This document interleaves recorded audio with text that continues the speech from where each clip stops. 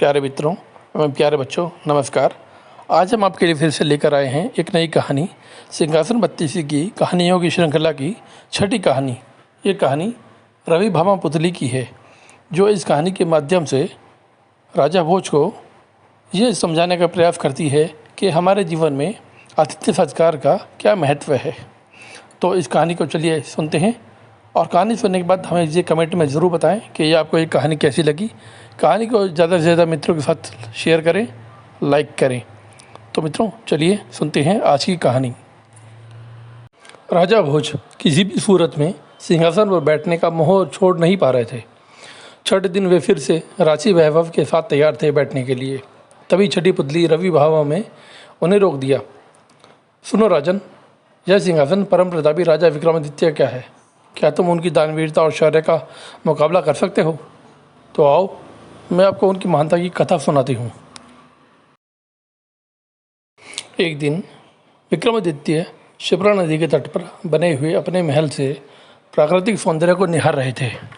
बरसात का महीना था, नदी उफन रही थी और अत्यंत तेजी से बह रही थी। इतने में उनकी नज़र एक पुरुष, एक स्त्री और एक बच्चे पर पड़ी। उनके वस्त्र तार-तार थे और चेहरे पीले पड़े हुए थे। राजा देखते ही समझ गए कि वे लोग बहुत ही निर्धन हैं। सहसा उन तीनों ने नदी में छलांग लगा दी और अगले पल प्राणों की रक्षा के लिए चिल्लाने लगे। राजा विक्रमादित्य ने बिना एक पल गंवाए नदी में उनकी रक्षा के लिए छलांग लगा दी। अकेले तीनों को बचाना उनके लिए संभव नहीं था, इसलिए उन्होंने दोनों बैतालों का स्मरण किया और दोनों बैतालों ने स्त्री और बच्चे को तथा राजा विक्रम ने उस पुरुष को डूबने से बचा लिया। तट पर पहुंचकर उन्होंने जानना चाहा कि वे आत्महत्या क्यों कर रहे थे, इसलिए उन्होंने उस पुरुष से नदी में कूदने का कारण पूछा। तो उसने बताया कि वह उन्हीं के राज्य का एक अत्यंत निर्धन ब्राह्मण है, जो अपनी दरिद्रता से तंग आकर जान देना चाहता था। वह अपनी पत्नी तथा बच्चे को भूख से मरता हुआ नहीं देख सकता और अब आत्महत्या के सिवा उन्हें अपनी समस्या का कोई अंत नज़र नहीं आता। उसने आगे बताया कि इस राज्य के लोग इतने आत्मनिर्भर हैं कि सारा काम खुद ही करते हैं, इसलिए उसे कोई रोज़गार भी नहीं देता। राजा विक्रम ने ब्राह्मण से कहा कि वह उनकी अतिथिशाला में जब तक चाहे अपने परिवार के साथ रह सकते हैं, वहाँ उनकी हर आवश्यकता की पूरी की जाएगी।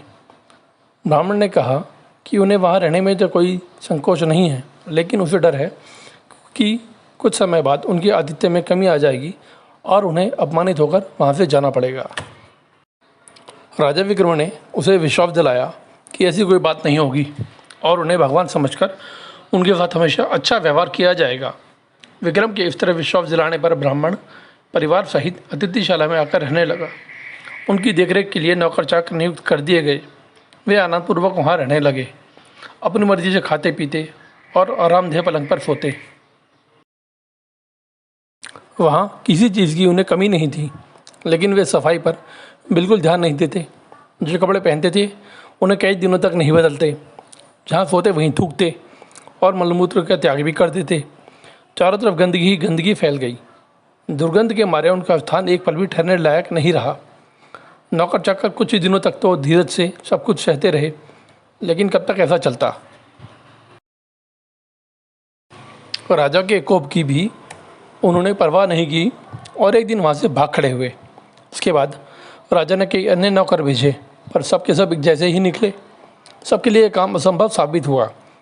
तब विक्रम ने खुद ही उनकी सेवा का बीड़ा उठाया। उठते बैठते, सोते जागते वे ब्राह्मण परिवार की हर इच्छा पूरी करते। दुर्गंध के मारे माथा फटा जाता, फिर भी कभी उनके साथ अपशब्द का व्यवहार नहीं करते। ब्राह्मण के कहने पर विक्रम उनके पाँव भी दबाते।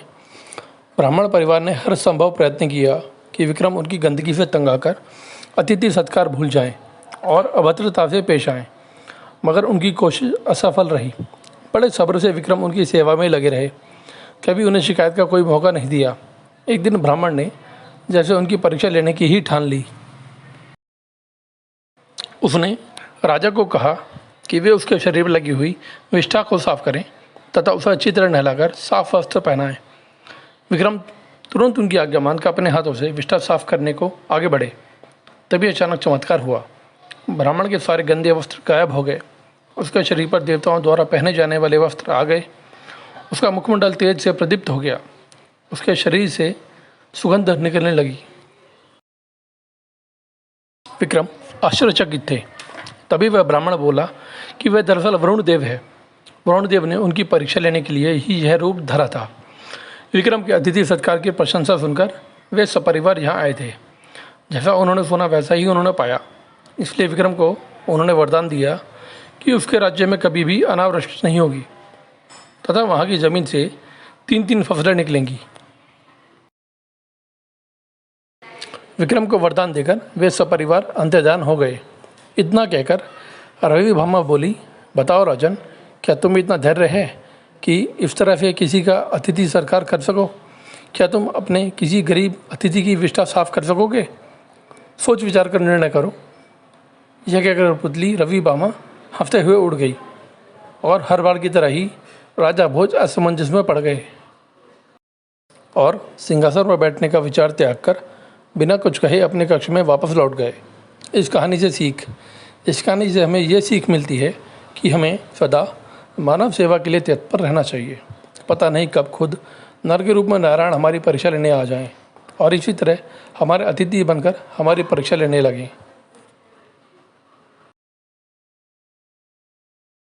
तो मित्रों, आपको हमारी ये कहानी अच्छी लगी हो तो ज़रूर लाइक करें, अपने मित्रों के साथ शेयर करें और यदि आप कुछ सुझाव देना चाहते हैं तो नीचे कमेंट करके ज़रूर बताएं। तो मिलते हैं फिर अगली कहानी में। तब तक के लिए अपना ध्यान रखें और अपने जीवन में भी निर्धनों की अपनी सामर्थ्य अनुसार सहायता करते रहें और पुण्य का लाभ उठाते रहें।